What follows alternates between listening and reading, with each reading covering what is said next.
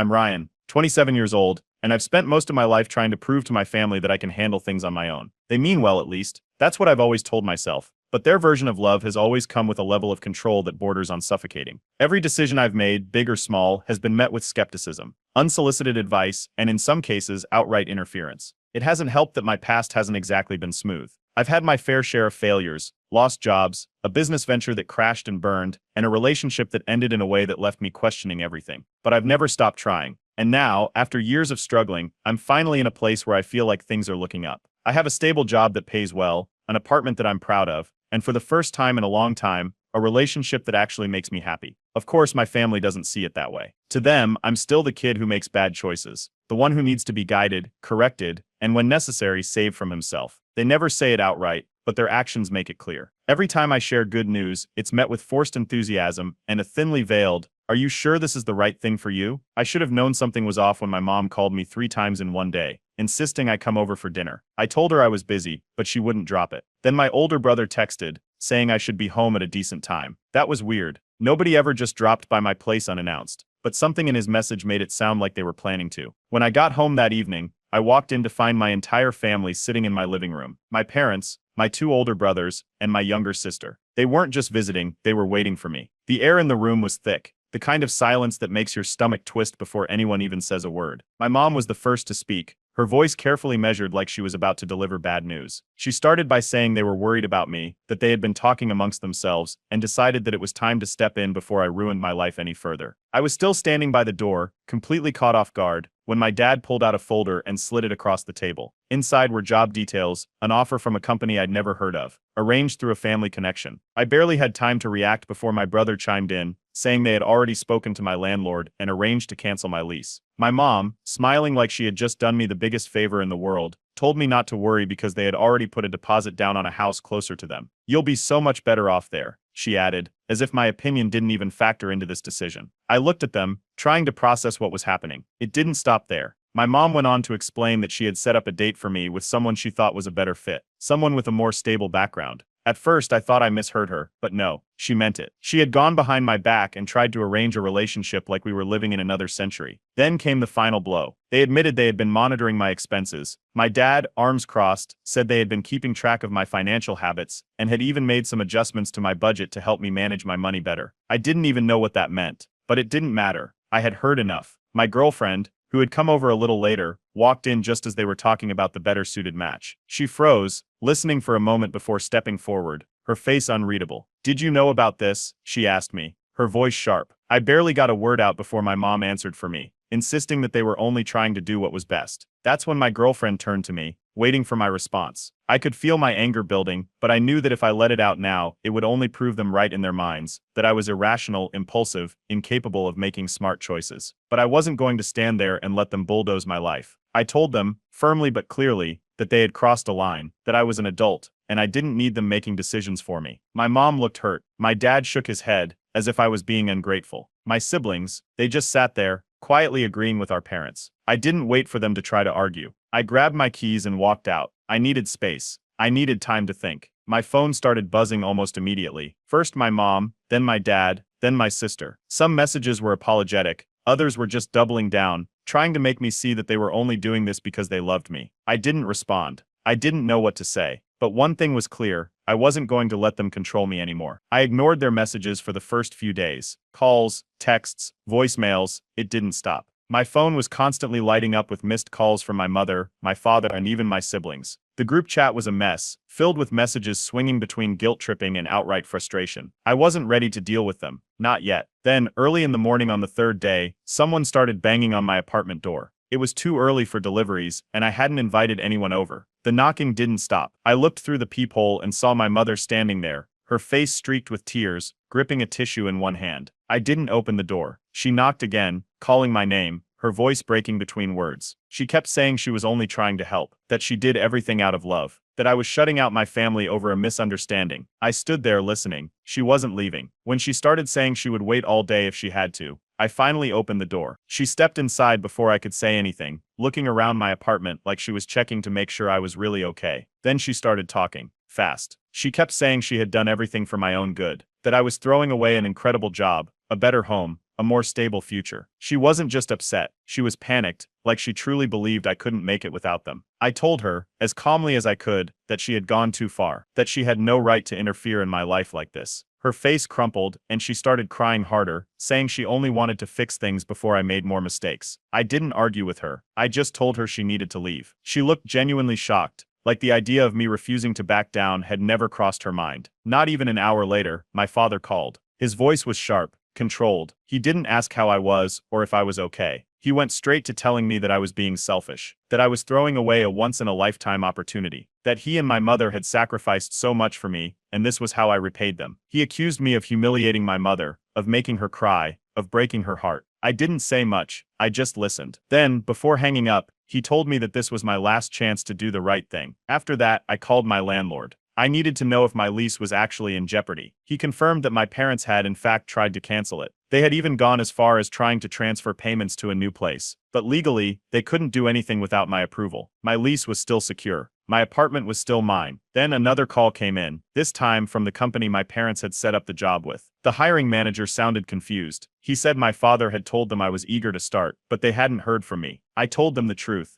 I had never applied, never agreed, and never wanted the job. There was a long pause on the other end, before they awkwardly said they would update their records. My siblings started messaging me after that. First, my older brother, telling me I was proving everyone right by refusing to even consider the job. Then my younger sister, saying that if I just tried it for a few months, I could at least show some appreciation for what our parents had done. None of them seemed to understand that I had never asked for any of this. The only person who wasn't pressuring me was my girlfriend. She didn't tell me what to do, she just listened. But I could tell she was upset, more than she was letting on. She admitted that my mother had tried to push her out of my life, and that it hurt to know that my family saw her as nothing more than an obstacle to be replaced. Things escalated again when my mother made a vague but pointed post on Facebook about ungrateful children who throw away the sacrifices their parents make. The comments were full of relatives chiming in, agreeing, offering support, asking if she was okay. Some of them messaged me privately, lecturing me, but others, like my aunt, reached out to say they supported me, that this wasn't the first time my parents had overstepped like this. At that point, I had enough. I blocked my parents on everything, calls, texts, social media, but they found new ways. My dad started emailing me from different accounts, and my mom borrowed relatives' phones to keep trying. Even after blocking them, the messages kept coming from unknown numbers. The company my parents tried to set me up with emailed me again. This time, the tone was more urgent. They asked me to reconsider, saying that my father had been very insistent that this job was the best fit for me. I didn't reply. Then, the final straw. My parents showed up at my workplace. I was at my desk when a coworker whispered that two people were asking for me at reception. I already knew who it was before I even got there. My parents stood in the lobby, my mother looking red-eyed and frantic, my father stone-faced. They said they just needed to talk, that they weren't leaving until they did. My boss saw the commotion and pulled me aside, asking if I needed security to remove them. Before I could answer, my mother's voice cracked, loud enough for the whole office to hear. She said she didn't understand why I was doing this to her. Then she broke down, sobbing in the middle of the lobby. The receptionist looked uncomfortable. My coworkers were whispering. My boss had seen enough. He told them they needed to leave. When they refused, he called security. I stood there watching as two security guards escorted my parents out of the building, while my mother's sobs echoed down the hallway. The moment they were gone, my boss turned to me and told me to take the rest of the day off.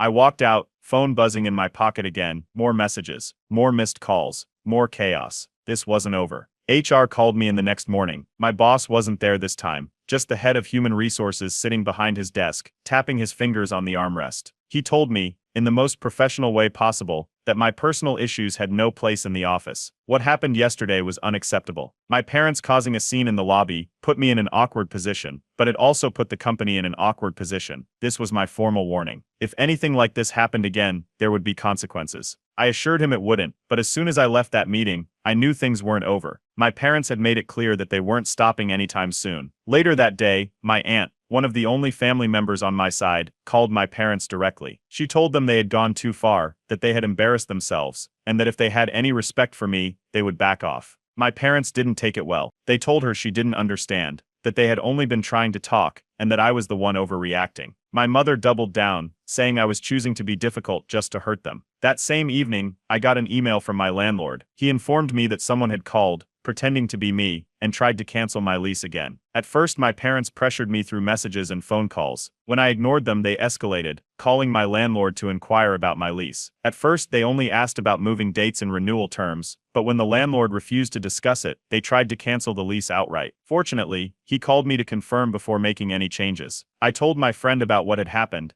and he was the first to bring up legal action. A restraining order wasn't something I had ever considered before, but my parents had made it clear they wouldn't accept a simple no. He urged me to look into it before things escalated even further. At the same time, my girlfriend was reaching her limit. She had been patient, supportive, and understanding, but she made it clear that she needed to know where I stood. She wanted to be with me, but she couldn't spend her life fighting off my family. She needed to see that I was willing to fight for my own independence, not just talk about it. Then my brother sent me a message. A long one. He accused me of ruining the family, of making everything about myself, of pushing away people who only wanted the best for me. He told me I was selfish, that I didn't appreciate everything our parents had done, and that I was throwing away my future out of stubbornness. There was no room for discussion in his message. It was an attack, a final attempt to guilt me into backing down. That night, my parents made one last attempt to get to me in person. They showed up outside my apartment. I was getting home from work when I saw them standing by the entrance. My mother looked like she had been crying again, my father standing stiffly beside her. I turned around and walked in the other direction before they could say a word.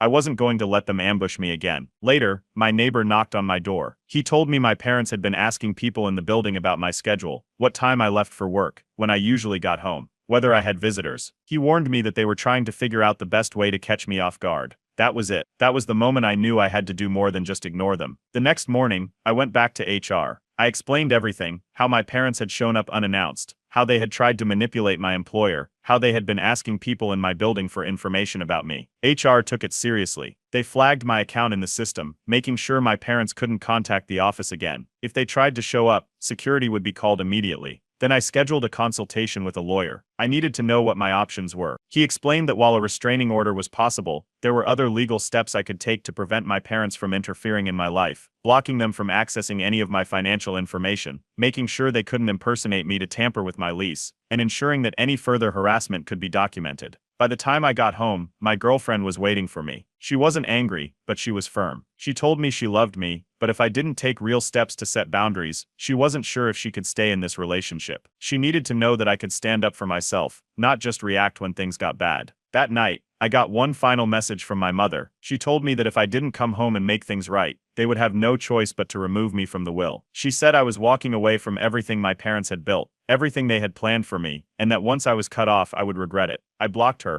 I blocked my father. I blocked my brother. Every number, every email, every social media account. For the first time in my life, I was truly free. A few days after cutting off my parents, I received a letter in the mail. The envelope was thick, formal, with a lawyer's firm name printed on the front. I already knew who it was from before I even opened it. Inside, the letter was worded carefully, calm, professional, and full of concern for my well-being. My parents had apparently reached out to a lawyer, claiming they were worried about me, and requesting I attend a family intervention so they could help me make better life choices. The message was clear. If I didn't comply, if I didn't accept their job, financial oversight, and agree to move closer to them, they would take necessary legal action. There were no direct threats, no outright demands, just heavily implied consequences if I refused to let them take control again. I didn't respond. That same afternoon, I got another call from the company my parents had tried to set me up with. I nearly ignored it, but curiosity got the better of me. This time, the hiring manager sounded confused and slightly annoyed. They told me my father had insisted I had already formally accepted the position, even signing some paperwork on my behalf. When I explained the situation, they apologized and assured me they would not pursue it further. Still, I was left wondering why they hadn't verified with me directly sooner. My father had apparently gone as far as signing documents under my name, confirming my start date. When I told them I had never accepted the job, there was a long pause before the manager apologized and said they would have to revisit the situation internally. That was it. That was the breaking point. I contacted my lawyer immediately. Within hours, a cease and desist letter was drafted and sent directly to my parents, warning them against any further interference in my personal and professional life. My lawyer made it clear, if they kept tampering with my affairs, legal action would follow. Not long after that, the family group chat exploded. My father accused me of being irrational. My mother insisted that everything they had done was out of love. My older brother jumped in, calling me dramatic and ungrateful. He told me I was making things harder than they needed to be, that I was embarrassing our parents for no reason. Then, out of nowhere, my younger sister messaged me privately. She had always stayed quiet in family conflicts, never fully siding with anyone. But now, she admitted that she felt just as trapped as I had. She said she wanted to break away too, but she was scared. Our parents were already watching her more closely after everything that had happened with me, questioning where she went, who she talked to, and what she planned for the future. Meanwhile, my mother had taken to social media again, making yet another pointed Facebook post about children who reject love and family. The comments were full of distant relatives sympathizing with her, talking about how sad it must be to have a son who had lost his way. Few family members who knew the truth tried to call her out, but she ignored them. To the outside world, she was the victim. That night, when I got home from work, they were waiting outside my apartment again. They weren't knocking this time, just standing by the entrance, like they were expecting me to stop and talk. I didn't. I walked straight past them and into the building without a word. My mother called out after me, saying we needed to fix this, but I kept walking. I went straight to my apartment and locked the door. Less than a minute later, I heard my phone buzzing. I ignored it. Then the building intercom rang. They were trying every way possible to reach me. I called security. They had them escorted off the property. Later that night, my sister texted me again. She said our parents had been checking her phone, her messages, asking who she was talking to. She told me she had deleted our conversation just in case. They were already worried that she would betray them too. Then, another message from my father, a long one. He told me I was being stubborn, that I didn't understand the damage I was doing to the family, that if I didn't fix things, I would regret it. I didn't read the rest. I blocked his number. The cease and desist letter was officially delivered the next morning. My lawyer warned me that if my parents tried anything else, tampering with my lease again, impersonating me, interfering with my job, there would be no more warnings. The next step would be legal action. This time, the decision wasn't theirs to make. It was mine. The cease and desist letter did exactly what I expected. It sent my parents into a rage. My mother went on a full-blown campaign, calling every relative she could think of, crying that I was suing my own family. She told them I was attacking them for no reason, that they had only ever wanted to help me, and that I had turned into someone unrecognizable. The fallout started immediately. Some relatives messaged me, angry and disappointed, telling me that I had gone too far. They insisted that no matter what my parents had done, they were still my family, and I was being cruel for shutting them out so aggressively. Others, though, quietly took my side. A few messaged to check if I was okay, saying they had seen my mother's latest Facebook meltdown, and knew there had to be more to the story. My aunt, the only one who had been supportive from the start, told me my parents were acting erratic, refusing to talk about what had happened, unless it was to paint themselves as victims. Then my brother decided to get involved in the worst way possible. He posted a long rant on social media about ungrateful people who turn their backs on the ones who raised them. He didn't mention my name directly, but it was obvious who he was talking about. He went on about sacrifices,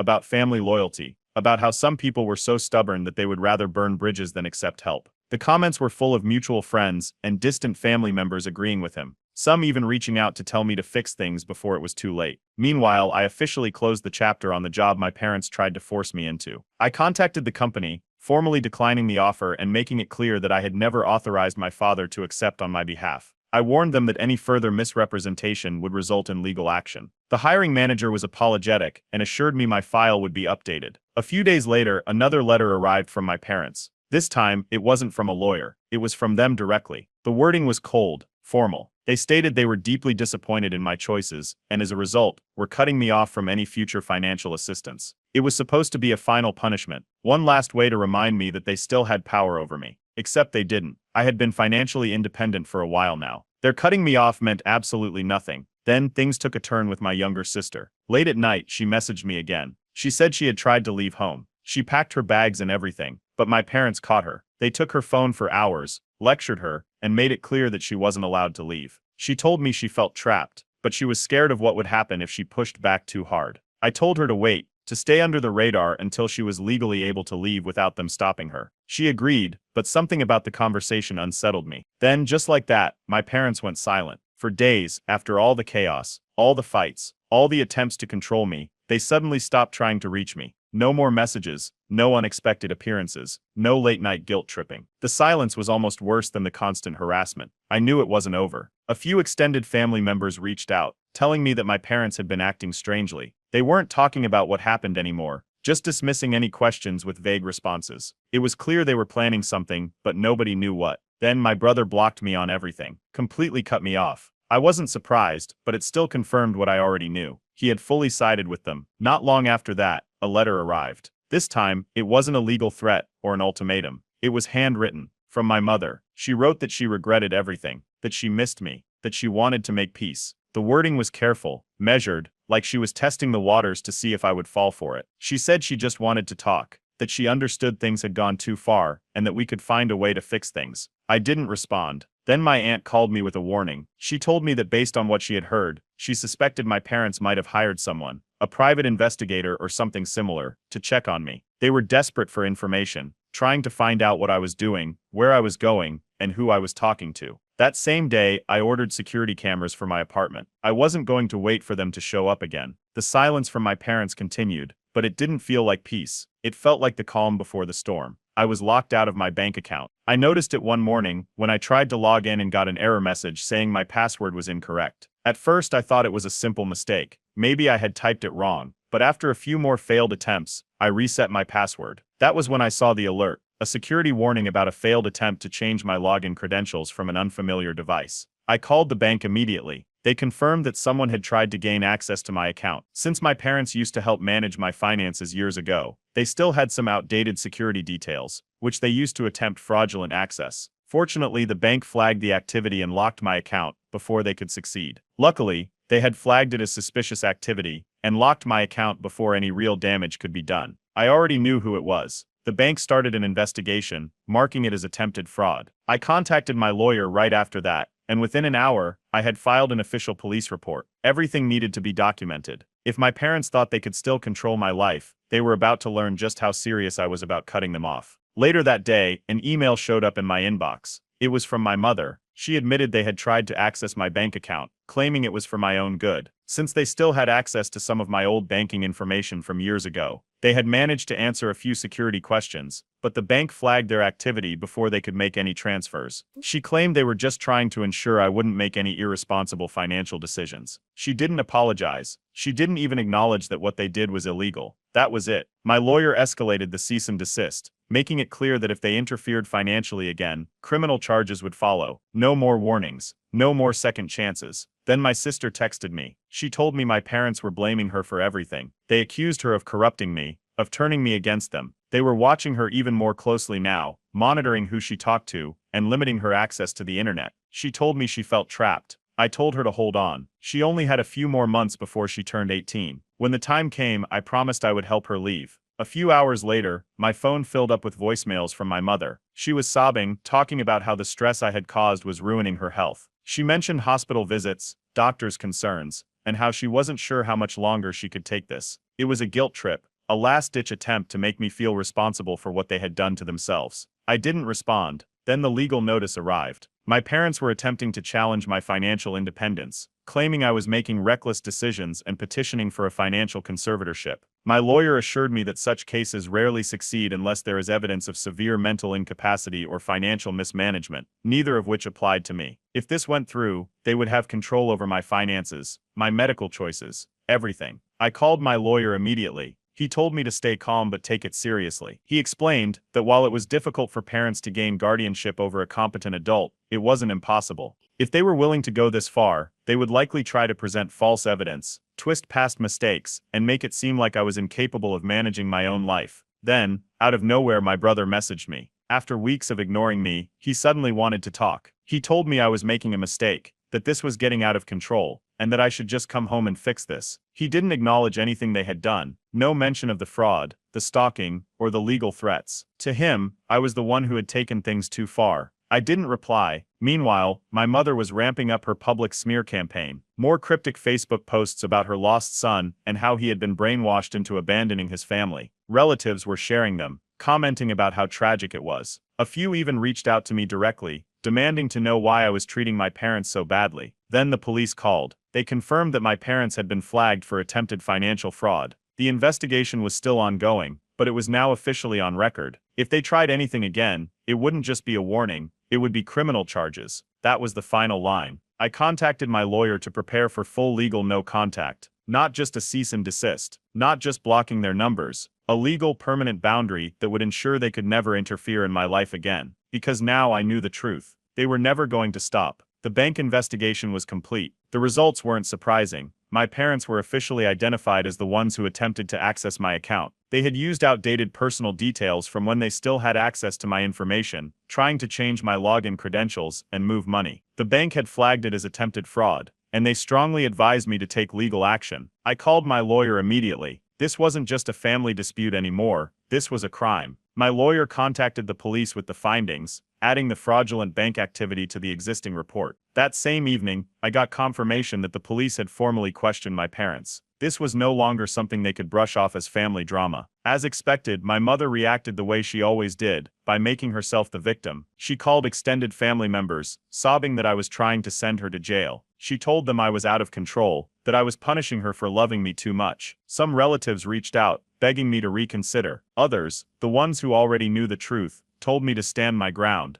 Then my brother called. I hadn't spoken to him since he had blocked me on everything. But suddenly he was back, furious. He accused me of destroying the family, of taking things too far, of ruining our parents' lives over a misunderstanding. He didn't mention the fraud. He didn't acknowledge that they had tried to steal from me. To him I was the problem. I blocked him permanently. Then my parents changed their story. Instead of admitting what they did, my father started telling people that I was mentally unstable. He said they had only been trying to protect me from myself. He claimed I was making reckless choices, that they were stepping in because they feared for my future. It was a new lie, but one designed to plant doubt in anyone who didn't know the full story. Then the stalking started. I noticed a car parked outside my apartment for multiple nights in a row. It wasn't always in the same spot, but it was always there. The first night, I brushed it off. The second night, I felt uneasy. By the third night, I checked my security cameras. The same car. Well, The same vague shape of someone sitting inside, just waiting. Then my neighbor confirmed it. He pulled me aside one evening and told me that he had seen my parents lurking around the building.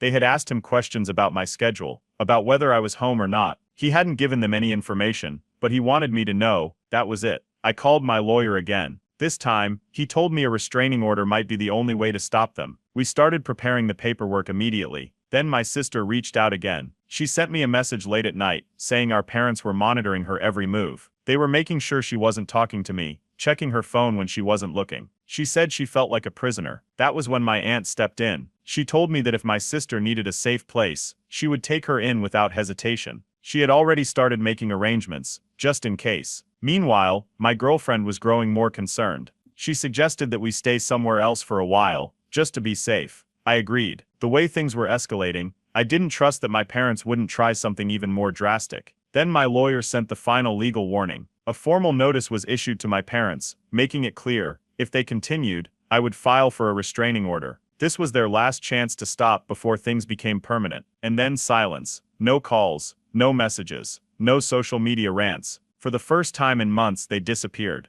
But I knew this wasn't over. My lawyer advised me that a restraining order required strong evidence, so we began compiling records, police reports, messages, attempts at fraud, and witness statements. It took time, but eventually the court agreed. There was enough proof to issue a temporary order. If my parents violated it, legal consequences would follow. The court date was set, and I was ready. That night my mother had a meltdown in the family group chat. She sent message after message, claiming I was disowning my own family, that I had been manipulated into hating them. She insisted that all they had ever done was try to help me, and now I was treating them like criminals. She begged other relatives to talk some sense into me. A few jumped in, telling me I was being cruel. Others stayed silent. Then the social media posts started. My parents flooded their pages with cryptic messages about losing a child to lies and the pain of betrayal. It was clear they wanted people to think I had abandoned them for no reason. Some relatives cut me off entirely after seeing those posts. Others, the ones who knew the truth, reached out quietly to offer support. At the court hearing, my parents fought back. They played innocent, claiming they had never meant any harm. They said they were just concerned parents who made mistakes out of love. My father insisted they had only tried to access my bank account to keep me safe. My mother cried, saying she couldn't understand why I was doing this to them. The judge was not impressed. The ruling was swift. A temporary restraining order was granted. My parents were warned that any further harassment would result in criminal charges. They were legally barred from contacting me, coming near my home, my workplace, or interfering with any aspect of my life. Then the best news of all, my sister escaped. With help from our aunt, she packed her things and walked out of my parents' house for good. My parents tried to stop her, but she was legally an adult now. They had no power over her anymore. She was safe. My parents tried one last move. Handwritten letters started arriving at my apartment. The first few were apologetic, asking me to talk. When I didn't respond, the tone changed. They became more desperate, more accusing. I didn't open any more after that. Then the financial fallout hit them. The bank officially banned my parents from any future access to my accounts. Their names were flagged, preventing them from attempting anything similar again. Whatever last bit of control they thought they had over me was gone. Slowly, their social standing began to decline. Relatives started distancing themselves. The more people learned the full story, the less sympathy my parents received. They weren't the victims they had tried to portray themselves as. They had pushed too far, and now they were losing the support they once relied on. Then the final social media rant. My mother posted one last desperate message, claiming I had been brainwashed and that I would regret this someday. I didn't bother reading the rest. With legal protection in place, my accounts secured, and my sister finally free, it was over. For the first time in my life, I was truly free. I changed my number, every email, every account, every possible way my parents could use to contact me, gone. I set up new security measures on all my financial and personal information. My lawyer made sure all legal paperwork was finalized. There was no way back. This was full no contact. My parents didn't take it well. With no direct way to reach me, they started working through mutual friends and distant relatives. They painted themselves as heartbroken parents, devastated by their lost son. A few relatives, the ones who still believed their lies, messaged me through new numbers, trying to get me to reconsider. I ignored them. The rest had already seen the truth unfold, and had begun distancing themselves from my parents. Then I heard about my brother. A friend from back home mentioned that my older brother was struggling financially. My parents had drained his savings to cover their legal fees. They had used him, just like they had tried to use me. Unlike me, he had let them. He had stood by them, defended them, and now they had left him with nothing. I didn't reach out. That was his decision to live with. The cracks in my parents' reputation continued to spread. The more people learned the truth, the more they pulled away. The constant lies, the manipulation, the legal threats, it had all caught up with them. Then my mother tried one last trick. News spread that she was in the hospital. A message came through a mutual acquaintance, saying she was in critical condition and begging for me to visit. My parents were desperate. This was their last attempt to manipulate me. I didn't believe it for a second. I called a relative who lived nearby and asked if it was true. They checked and confirmed. My mother was fine. She wasn't in critical condition. It was just another lie. Another desperate attempt to regain control. I ignored it. Meanwhile, my sister was building a new life. Living with our aunt, she found a job, started making her own money, and for the first time in her life, had independence. She was free from them, just like I was. That was when my parents turned their attention to her. With no way to guilt-trip me, they tried to bring her back. They sent messages, pleading with her to come home, saying they forgave her. When she didn't respond, they switched to guilt, telling her she had betrayed her family. She refused to fall for it. She had seen everything they had done to me, and she was never going back. My lawyer finalized the last steps of my legal case. My parents were permanently cut off. No interference, no loopholes, nothing. Then out of nowhere, an old childhood friend messaged me. He said my parents had reached out to him, asking about me, wanting to know where I was living. They were still trying, still refusing to accept that I was gone for good. A few days later, one last message came through a mutual acquaintance. It was from my mother. She claimed she forgave me. She hoped I would come back one day, that no matter what happened, I would always be her son. It was laughable. The same person who had tried to steal from me, stalk me, take legal action against me, was now playing the forgiving mother. I never responded. Then my girlfriend and I packed our things and moved to a new city. A fresh start, far away from any chance of my parents finding us. With both their children gone, my parents lost everything. Their power, their control, their influence. It all faded. Nobody believed them anymore. They had pushed too far, and now they had nothing left. My sister visited me for the first time in my new home. We sat together, finally free, and toasted to the life we had built on our own terms. It was over. For good.